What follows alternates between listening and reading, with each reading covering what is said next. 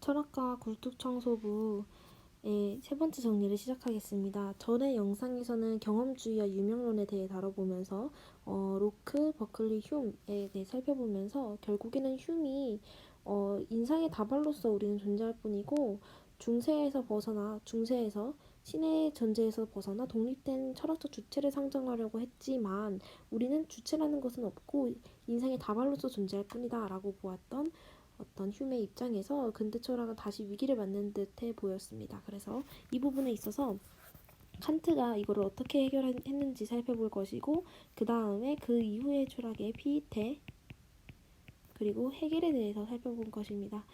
각자 어떤 한계가 존재했기 때문에 계속해서 다른 철학자가 등장하고 하고 있는 것이고요.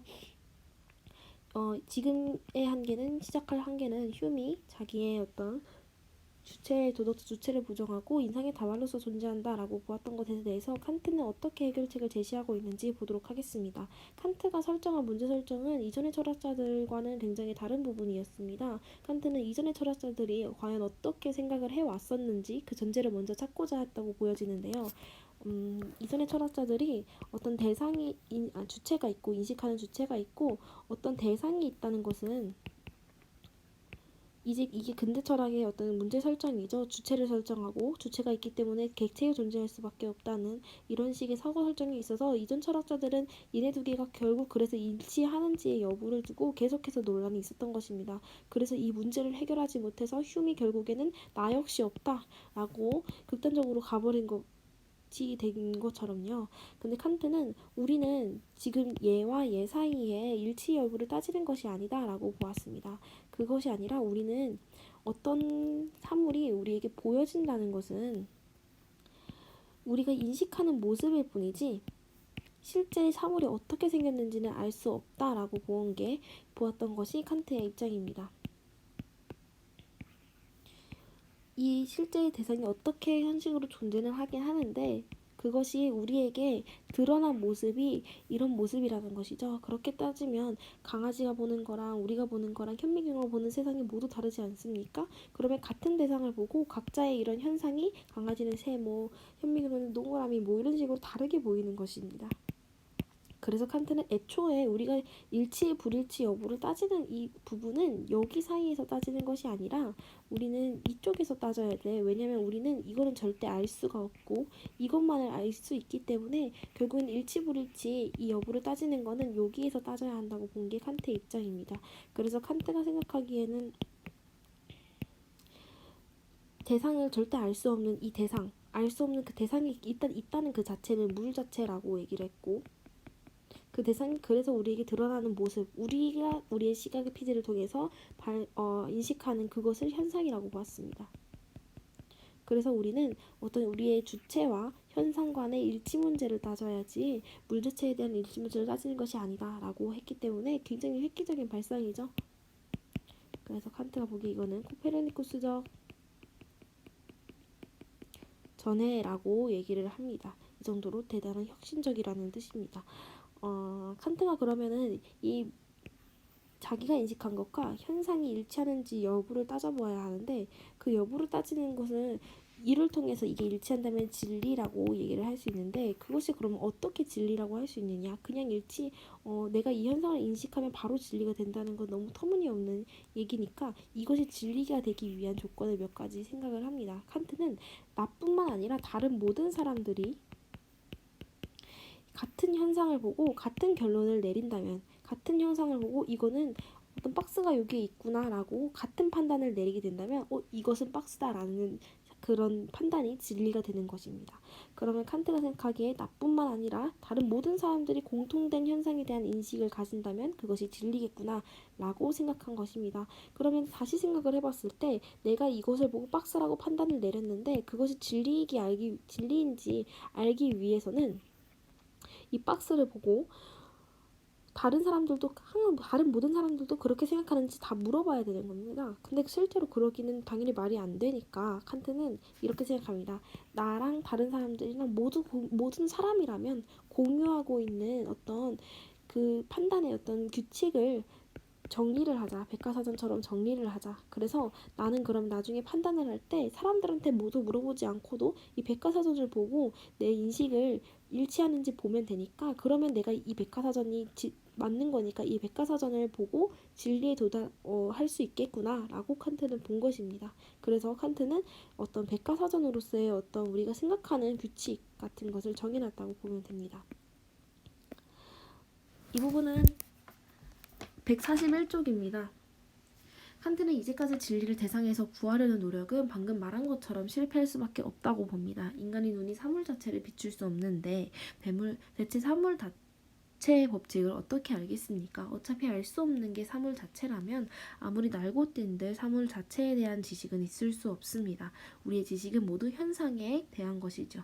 요컨대 인식 대상은 현상이고 이는 인식하는 주체가 만드는 것입니다. 또 이렇게 얘기를 하고 있습니다. 그래서 물 자체와 현상을 구분했다. 근데 우리가 현상이라는 것을 인식했을 때 그게 어떻게 맞는지 객관적 지식인지 알기 위해서 그것을 알려면 다른 사람들도 똑같이 생각을 해야 되는데 항상 그 사람들한테 물어볼 수는 없으니까 다 같이 동의할 만한 규칙을 정리해서 만들었더니 나는 그러면 내 인식이 이 규칙에 들어맞는지만 보면 되겠구나 라고 본 게 칸트의 입장이라고 저는 이렇게 어떤 백과사전이라는 개념을 비유를 하면서 이해를 해보았습니다. 그러면 칸트가 이 백과사전을 통해서 대상을 인식한다, 어떤 규칙을 통해서 범주를 통해서 대상을 인식한다라고 본 것을 성립하기 위해서는 그 숨겨진 전제를 일단 살펴보는 게 굉장히 큰 의미가 있습니다. 일단은 내가 어떤 대상을 인식한다. 저기에 언덕배기의 책에 나오는 예시인데 언덕배기에 어떤 풍차가 있다라는 것을 인식하게 되기 위해서는 일단은 저 밑에 있는 사람 둘이 있다고 가정을 할 때 이 사람 둘 다 저기에 뭔가 덩어리가 있어 라는 것을 인식을 해야 합니다. 그러니까 첫 번째로 어떤 대상이 시간과 공간상의 위치를 점하고 있다는 것을 알고 있어야 합니다. 시간이라는 것은 몇 월 며칠 몇 분이라는 것 중에 1년에 계속 하나의 흐름, 그러니까 좌표가 딱 한 줄로 있는 그런 흐름에서 딱 한 지점을 찍으면 이 시간에 존재하는 걸 알 수 있고, 공간도 전체적인 공간은 딱 하나인데 그로부터 파생된 좌표를 찍어서 어떤 공간이야 라고 얘기를 했을 때 그 공간과 시간을 찾아가는 이 대상이 있어야 한다는 말이죠. 그런 말은 이 시간과 공간상에 일단은 정확히 어떤 특징인지 모르겠으나 어떤 덩어리가 존재한다. 시간간의 공간상의 위치에 어떤 덩어리가 존재한다는 것을 먼저 인식을 해야 되고, 그 덩어리를 봤을 때 어떤 기둥이 있고 어떤 이렇게 열십자 모양의 뭐가 있다. 그런데 그 특징들을 살펴보니까 이 규칙에 따라서 특징들을 살펴보니까 사람들은 이것을 풍차라고 한다. 그러니까 나도 근데 풍차라고 생각한다. 그럼 이건 풍차다 라고 볼 수 있는 게 어떤 범주를 이용한 사고가 되겠죠. 이 부분이 책의 148쪽에 나옵니다. 두 사람의 판단은 이처럼 크게 다를 수 있습니다. 칸트 용어로 말하면 현상은 이처럼 다르게 경험될 수 있습니다. 내가 풍차를 인식하고 저 사람은 괴물이라고 인식할 수 있는 것처럼. 그러나 돈키호테나 산초나 인식을 하려면 일단은 감각기관을 통해서 언덕배기의 물체를 받아들여야 합니다. 커다란 몸집에 팔 4개가 돌아가는 물체를 말입니다. 일단 어떤 덩어리가 있다라는 것을 인식해야 하고, 이처럼 대상을 받아들이는 기관을 칸트는 감성이라고 합니다. 어떤 인식도 감성을 통해 받아들이는 데서 시작하죠. 그러니까 이 부분이 일단은 감성의 역할로서 어떤 것을 하는 것이고, 내가 덩어리가 있다라고 인식을 한 뒤에 풍차라고 인식을 하기 위해서는 규칙을 보고 확인을 해야 되는 것이죠. 그게 범주가 되는 것입니다. 그러면 이제 생각을 해본다면 내가 어떤 풍차를 본다는 경험을 하기 전에 이미 시간 공간이라는 좌표의 어떤 좌표가 존재하기 때문에, 이게 먼저 존재하기 때문에 얘가 여기에 위치할 수 있는 것이고, 내가 이것을 경험하기 전에 이미 사람들이 모두 가지고 있는 그 유명한 백과사전 범주를 가지고 있기 때문에 내가 그 다음에 얘를 여기에 적용을 시켜서 얘를 써먹을 수가 있는 거잖아요. 그러니까 시간과 범주는 경험에 앞서서 존재한다. 그러니까 경험에 앞서다, 선험적으로 존재한다 라는 게 당연히 어떤 전제가 되어야 하는 사실인 겁니다. 그래서 우리는 어떤 사고를 할 때 이미 시간과 공간 그리고 범주라는 어떤 규칙, 형식을 가지고 있는 그런 존재이다. 그러니까 적어도 요것만은 가지고 있는 선험적 주체이다 라고 본 게 칸트의 주장이었습니다. 150쪽입니다. 바로 이 범주로 인해 인간은 법칙을 인식하고 사물들에 대한 판단을 할 수 있다고 합니다. 범주로 인해서 이것은 언제나 있는 것이며 변화되지 않습니다. 왜냐하면 애초에 사람들이 공통적으로 생각하는 것을 모아놓은 거니까. 그리고 이것이 공통되기 때문에 인간은 공통된 판단 혹은 공통된 인식에 도달할 수 있으며 이로 인해 진리에 이를 수 있다고 합니다. 라고 본 게 칸트의 입장입니다. 이래서 칸트는 범주를 선험적이다. 그런 형식이다라고 합니다. 지성의 수준에서는 범주야말로 이게 들어갈 말이 셈입니다라고 하면서 아까 오성의 감점에서 감성의 감점에서 덩어리가 있네, 시간과 공간상의 덩어리가 있네라고 인식을 했다면 이제 저게 풍차네라고 인식하는 건 지성, 오성의 관점에서 범주를 적용해서 이거 따져보니까 범주 안에서 이게 풍차네라고 볼 수 있다는 것이 칸트의 선험적인 주체로서의 어떤 일련의 과정이라고 보면 될 것 같습니다. 그러면 이제 새로운 문제가 생기는데요. 중세에서 벗어나 근대로 가기 위해서는 우리는 신에서 독립한 어떤 주체를 상정해야 했고, 어떤 것이 자신의 스스로의 주체가 된다는 말은 자신의 삶을 자기가 결정하고 영위할 수 있는 그런 주체를 상정할 것이지, 어떤 욕망에 이끌려서 내가 주체가 되지 못하고 욕망에 이끌린다면 그것은 신에서 독립한 의미가 없게 되는 것일 뿐더러 주체라고 할 수도 없는 것입니다. 그렇기 때문에 우리가 어떤 주체가 정말로 되기 위해서는 이성에 의한 통제를 받아야 한다. 이 부분은 데카르트와 굉장히 유사한 부분입니다. 이성에 의한 통제를 받아야 한다라고 보았습니다. 그러면 우리는 이성에 의한 통제를 통해서 바람직한 행동을 할 수 있는 것입니다. 그럼 내가 어떤 것이 바람직한지, 어떤 것이 진리인지라고 했던 물음과 비슷하게 어떤 행동이 바람직한 건지 알기 위해서는 아까 말했던 칸트의 생각을 그대로 따라가면 됩니다. 내가 어떤 것을 인식했을 때 그것이 진리인지 알기 위해서는 다른 사람들도 똑같이 인식을 하면 진리다라고 했던 것처럼 내가 어떤 행동을 할 때 그것이 올바른 행동인지 맞는 행동인지 알기 위해서, 그것이 윤리적이고 도덕적인지 알기 위해서는 다른 사람들로 그 행동을 바람직하다고 여기면 그게 맞는 행동이 된다는 거 본 게 칸트의 어떤 일련의 그런 과정에 있어서 맞는 사고인 것 같습니다. 그래서 칸트는 이렇게 나뿐만 아니라 다른 사람들이 모두 바람직하다고 여겨지는 그 행동을 바로 법이라고 보았습니다. 그렇기 때문에 자신의 행동이 바람직하게 인지 판단하기 위해서는 그것이 다른 사람들도 똑같이 이렇게 원할까? 내가 어떤 진리에 도달하기 위해서 내 인식이 다른 사람들의 인식과 같을까를 따져보았던 것처럼 행동에 있어서도 내 행동이 다른 사람들도 다 동의를 하고 바람직하게 생각할까라고 보았던 것입니다. 그리고 그것은 또 역시 항상 다른 사람의 의견을 물어볼 수 없기 때문에 아까 백과사전을 만든 것처럼 법이라는 어떤 규칙, 백과사전에 들어가 있다고 보았던 것입니다. 그러면 우리가 범주를 통해서 사고했던 것처럼 우리는 법을 통해서 행동을 하면 된다라는 게 칸트의 입장이 아닌가라고 조심스럽게 예측을 해봅니다. 153쪽입니다. 앞서 보았듯이 이는 근대적 윤리학에서 가장 중요한 질문입니다. 인간의 이성이 신에게서 독립해 존재하고 인식하며 행동할 수 있는가가 근대 철학의 독립을 확보하기 위한 질문이었으니, 따라서 인간의 의지를 규제할 보편적인 원리가 인간 내부에 있다는 것은 인간의 이성의 실천적 자율성이 원리적으로 확보될 수 있음을 뜻하는 셈입니다. 그리고 이를 위해 칸트는 모든 인간에게 해당되는 보편타당한 윤리 원칙을 찾으려고 했습니다. 그는 여기서 유명한 말을 하죠. 너는 언제나 네 의지의 준칙이 보편적인 입법 원리로서 타당하게 행동하라 라고 말입니다. 이렇게 이해를 한다면 칸트가 왜 법을 그렇게 따르라고 했는지 조금은 이해가 됩니다.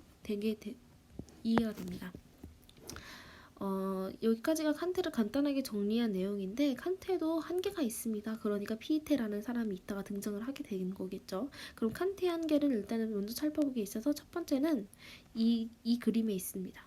일단은 칸트는 나와 현상만이 일치하는지 보면 된다라고 보았던 게 칸트의 입장이었습니다. 근데 내가 보는 현상이랑 강아지를 보는 현상이랑 현미경으로 보는 현상, 모든 게 다 현상이 다르다면 과연 내가 그냥 이거를 박스라고 말할 수 있겠는가?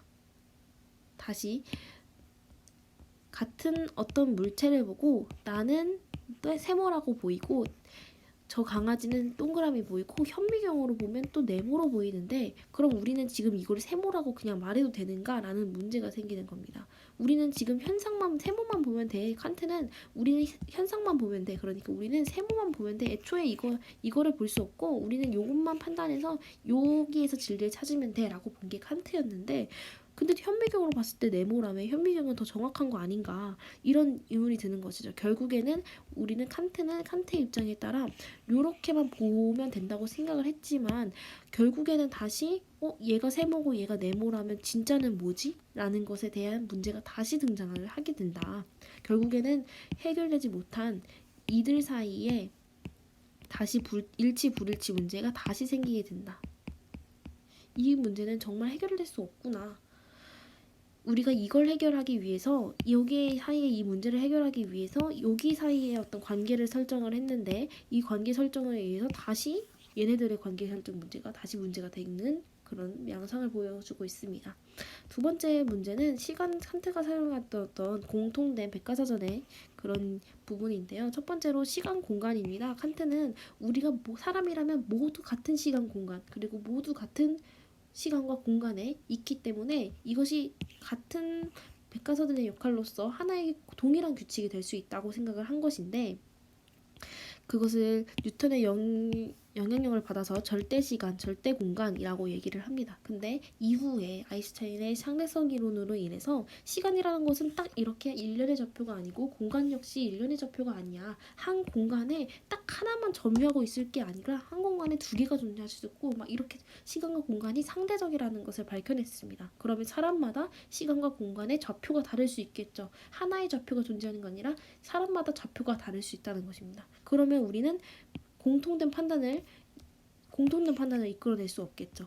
그리고 두 번째가 이거였고 세 번째는 범주에 대한 판단입니다. 우리가 사람들이 공통적으로 생각했던 거를 정리해서 이런 백과사전을 만들었다고 얘기를 했는데 사실 철학자들 사이에서도 아리스토텔레스와 칸트가 어떤 정리했던 범주의 내용이 일부 차이가 있습니다. 그러면 철학자들 사이에서도 범주의 차이가 있다면 그럼 사람들이 과연 공통된 범주를 가지고 있을까? 철학자들도 다른 범주를 가지고 있는데 그럼 다른 사람들도 공통된 범주를 가지고 있지 않다라는 결론에 도달하게 되는 것이죠.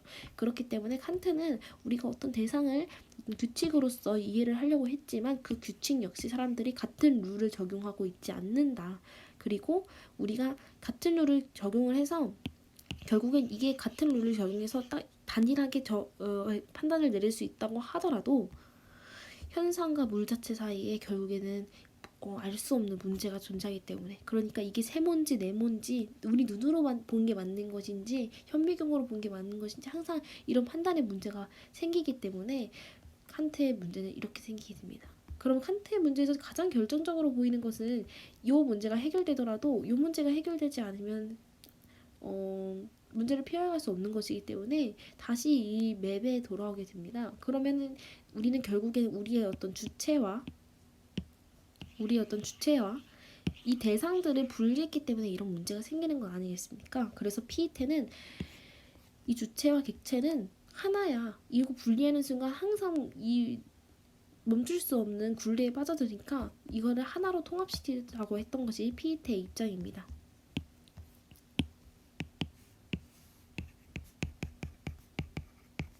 피이테는 그래서 우리의 주체 어떤 것을 생각하는 자아와 그것을 생각해 되는 대상 그러니까 비아라고 보면 되는데 이 비아가 사실은 우리 머릿속에서 존재한다. 내가 어떤 것을 사과라고 본다는 것은 사과가 밖에 있다는 것을 함축하는 것이 아니라 사과라는 것을 인식하고 그 사과를 인식하니까 당연히 그 사과가 내 머릿속에 있다. 그러니까 내가 지금 어떤 벽을 보고 있다는 것은 벽이 지금 내 머릿속에 상으로서만 존재한다. 이것만을 알 수 있다. 그러니까 어쨌든 인식되는 대상과 인식하는 나 역시 둘 다 내 안에 있는 것이기 때문에 걔는 결국에는 일치할 수밖에 없다. 그러니까 얘네들을 일치시키려고 했던 게 피이테의 입장이었던 것입니다. 어떤 것의 대상이 존재하는 것이 아니라 그것에 대한 인상이 내 안에 존재하는 것이다. 자아와 비아가 존재하는 것이다 라고 본 것이죠. 그리고 이것을 절대적 자아라고 합니다.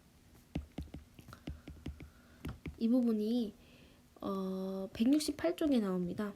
결국 피이태가 출발점이라고 생각한 절대적 자아란 활동을 통해 자아와 비하를 동시에 정립하는 자아입니다. 이런 뜻에서 피이태는 자아와 비하의 종합만이 절대적이라고 하죠. 라고 하는데 이것을 다르게 생각해보면 다른 사람은 자신의 자아와 비하를 보고 같은 어떤 보고 인식을 함에 있어서 다른 판단을 내릴 수도 있는 것입니다. 같은 동그라미를 보고 얘가 존재를 하는데 뭐가 존재한다고 말할 거냐면 사과가 존재라고 말할 것이고, 같은 동그라미를 보고 얘는 존재하는데 내 머릿속에서는 테니스 공으로서 존재해 라고 얘기를 할 수 있습니다. 그러면 이 사람한테는 이게 절대적 진리고 이 사람한테는 이게 절대적 진리라면 서로를 이해할 수 없고 무엇이 진짜인지도 알 수 없는 상황에 놓이게 됩니다.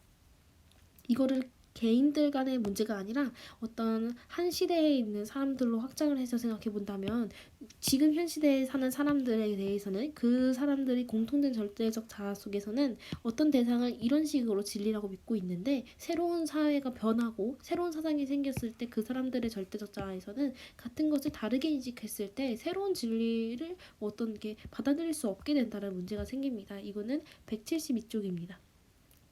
그 결과로서 새로운 지식의 출현이라는 중요한 사태를 이해하기 곤란해집니다. 즉 진리를 아예 처음부터 절대적으로 보장하려다 보니 실제로 역사 속에서 진행되는 지식의 변화와 발전을 이해할 여지를 스스로 봉쇄해버린 것입니다. 라고 나오고 있습니다.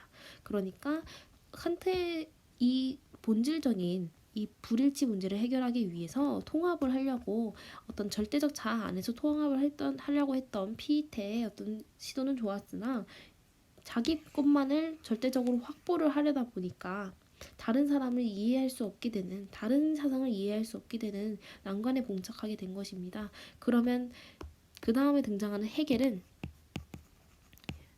굉장히 혁신적이고 획기적인 발견을 하게 됩니다.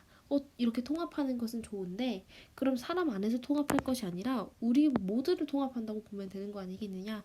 그래서 스피노자의 자연주의를 가져옵니다. 절대적 자아, 지금 살고 있는 우리의 사상의 절대적 자아와 다른 사상의 절대적 자아를 통합할 수 있는 방법을 생각해보면 결국엔 스피노자에 따라서 자연이 되는 것입니다. 스피노자는 모든 것의 실체는 딱 하나고 그것의 양상이 존재할 뿐이다. 정신과 물질도 하나의 실체에서 나온 것이다 라고 본 것처럼 지금의 사상, 다른 사상, 이것도 결국엔 실체가 하나고 그것에서 파생된 거다라고 생각을 하게 된다면 내가 지금 주체로서 자아로서 존재하고 어떤 대상을 인식을 할 때 옛날에는 대상을 인식하는 주체로서만 우리를 생각했다면 우리는 사실 인식하는 것뿐만 아니라 외부로부터 외부가 되겠죠. 이 외부로부터 영향을 받는 객체이기도 하다라는 것을 헤겔이 주장을 하게 된 것입니다. 그렇게 따지면 이 전체가 자연이라는 딱 단일한 하나의 실체가 될 것이고 그 안에서 아까 피이테가 절대적 자아에서 자아 비하를 일치시킨 것처럼 헤겔은 자연 안에서 자아와 이 비하 대상을 일치시키게 된 것입니다. 어차피 자연의 실체는 하나니까. 그래서 헤겔은 우리가 어떤 것을 인식하고 어떤 거를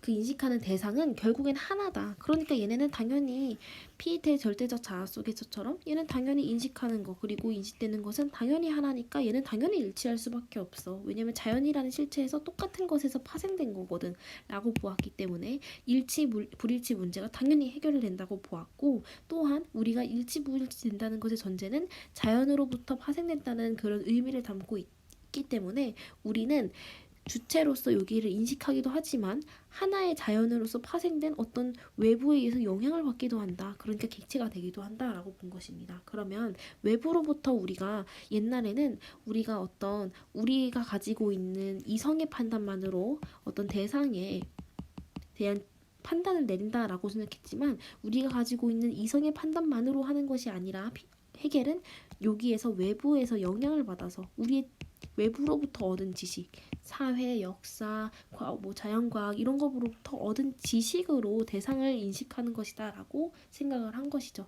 그러면 지식과 대상이 일치한다면 이것이 바로 진리라고 할 텐데, 우리의 외부 상황은 사회도 변하고 역사적으로도 항상 변하고 모든 것은 변화를 겪기 때문에 외부 상황이 변한다면 지식도, 내가 갖고 있는 지식도 천동설에서 지동설로 변하듯이 변화할 것이고, 그러면 역시 진리 역시 변화하겠구나 라고 본 게 어떤 해겔의 입장이라고 보면 될 것 같습니다. 그래서 진리와 지식이라는 것은 서로 변증법적으로 이렇게 핑퐁 게임 하듯이 이렇게 가면서 발전을 해 나간다라고 본 게 해겔의 주장입니다. 177쪽입니다. 반면 해겔에게 절대자는 무엇보다도 정신입니다. 이 정신은 스스로를 외화, 소외하여 자연, 사회, 역사 등의 객체가 되기도 한다고 나와 있고, 181쪽에 반면 중세 초기였다면 청동설이란 지식이 그 평가 기준이 되었을 것입니다. 다시 말해 진리의 기준은 이미 성립한 하나의 지식이 제공하는 것이고, 그 지식은 당시의 어떤 중세 초기라고 하는 역사적인 맥락이 제공을 하는 것이죠. 그런데 하나의 문제가 생깁니다. 저도 여기까지는 해겔이 너무 대단하다고 생각을 하는데, 해겔의 문제는 뭐냐면 어쨌든 해겔도 이렇게 복잡한 철학적 사고를 주장을 하고 있는 겁니다. 그러니까 사람들한테 자기가 맞다고 설득하기 위해서는 이게 진리야, 이런 하나의 진리를 지금 오히려 하나의 주장을 하고 있는 것이죠. 그럼 해겔이 지금 말하고 있는 거를 어떤 진리라고 한다면, 해겔의 자신의 이론에 따라서 이 진리도 사회가 변화하면 해겔의 진리 역시 다른 걸로 바뀔 수 있겠구나라는 문제에 도착하게 됩니다. 그럼 사람들에게 이거를 설득력 있게 주장하지 못하겠죠. 그렇기 때문에 해겔은 이것만은 변하지 않는 것이라고 사람들한테 얘기를 해주고 싶었습니다. 그래서 이 진리와 지식이 발전하는 과정은 결국에는 딱 하나의 어떤 절대적 진리로 이걸 향해서 이렇게 나아갈 뿐이고, 진리와 지식이 이렇게 지식이 발전해서 진리가 바뀌고 또 지식이 바뀌고 이런 과정은 결국에는 모두가 같은 지점에, 어느 지점에, 세계 어느 곳에 살 때는 우리는 절대적 진리라는 게 일단 공통적으로 존재하고 그것을 향해 나아가는 과정이다. 그렇기 때문에 절대적 진리는 변하지 않는다 라는 식의 주장을 했고, 그 절대적 진리 중에 자신의 주장도 거기에 속하기 때문에 내 주장은 절대적 진리라서 너네는 일단 이걸 믿어야 돼, 그리고 이렇게 발전해 나가야 돼 라고 본 게 해겔의 주장이었습니다. 이 부분은 185쪽입니다. 그 방법은 어떤 것인가? 해겔에게 그건 매우 간단한 것이었습니다. 진리와 지식의 변증법은 절대정신의 자기의식이라는 절대적 진리를 향해 나아가는 목적론적 과정입니다. 그렇다면 그런 해겔 자신의 주장이야말로 절대정신의 실현을 목격한 지식이라고 한다면, 자기가 그 절대정신이라고 한다면, 예컨대 그 과정의 종착점에 이른 지식이라고 한다면 그것은 더 이상 정정될 이유가 없는 절대적 진리가 됩니다 라고 하였고, 여기서 목적론적 과정이라는 것의 해석에 있어서 이 책은 이게 하나의 목적으로서 존재하고, 내가 이 부분에 있다는 것은 그냥 이 부분에 있는 것이 아니라 결국엔 여기에 나아가기 위해서 여기에 있는 거고, 내가 어떤 부분의 과정에 있다는 것은 결국에는 여기에 가기 위해서 존재할 뿐이다 라고 보았던 것입니다. 그래서 해겔은 이제 자아와 어떤 대상을 일치시키는 과정에서 자연 속에서 일치한다 라고 주장을 하게 되었고, 그러다 보니까 자연이라는 것에서 우리는 어쩔 수 없이 주체이기도 하지만 객체이기도 하다. 그래서 우리는 지식이라는 변화하는 지식, 그리고 변화하는 진리를 갖게 되겠지만 그것의 목표는 항상 절대적 진리로 정해져 있다라고 주장을 했습니다.